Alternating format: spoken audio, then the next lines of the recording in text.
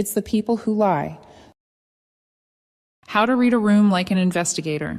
Hi, I'm Rowena Chase, a corporate investigator. In my work, people don't always tell you the truth directly, but rooms do. Long before anyone speaks, the way a room feels will tell you what kind of conversation you're really walking into. Here's how I read a room. Start with the atmosphere. The first thing I notice isn't a face. It's the atmosphere. Is the room tense or relaxed? Does it feel interrupted or natural? Is there a heaviness that doesn't match the small talk? I've walked into meetings where everyone was smiling, but the energy was strangely flat. Like the conversation had been shut down, not completed. It always turns out something difficult was said just before I arrived, or something important is being avoided. When the behavior and the atmosphere don't match, believe the atmosphere. If the air feels strained while the words sound casual, there's more going on than what you're being shown. Establish the baseline.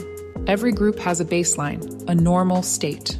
Some teams are noisy, some are quiet, some joke around, some stay strictly formal.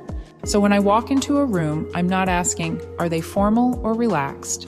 I'm asking, is this their usual? If a team that normally chats freely becomes careful and guarded when one person joins, I pay attention to that shift. You learn more from changes in behavior than from behavior itself. An investigator looks at what's different today compared to a normal day. That difference is where the story sits. Identify the social gravity point. In every room, there's someone the energy quietly orbits around. Not necessarily the person at the head of the table.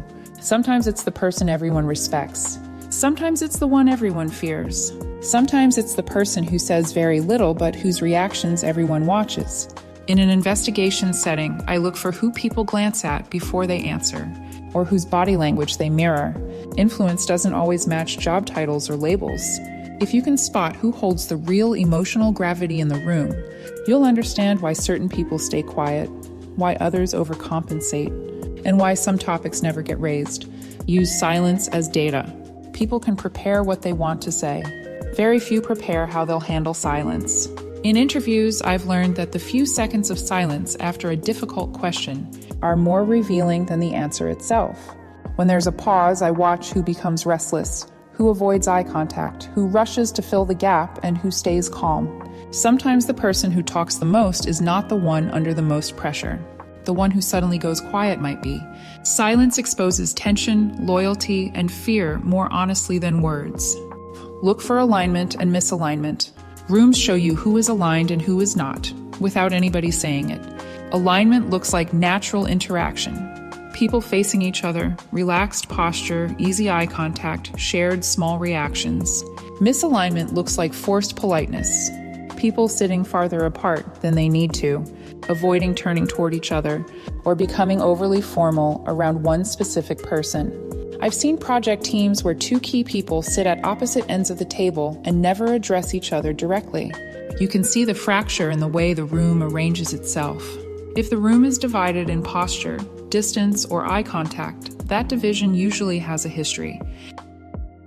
And deep down, I know this. Rooms reveal what people won't say.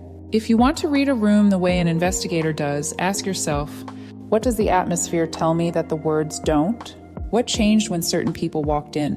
Who sets the emotional tone without speaking much? Who looks like they're carrying tension for everyone else? Where does the room relax and where does it tighten? Atmosphere, baselines, patterns don't lie. It's the people who lie. Sometimes to protect themselves, sometimes to protect others, sometimes because they don't want to face what's actually happening.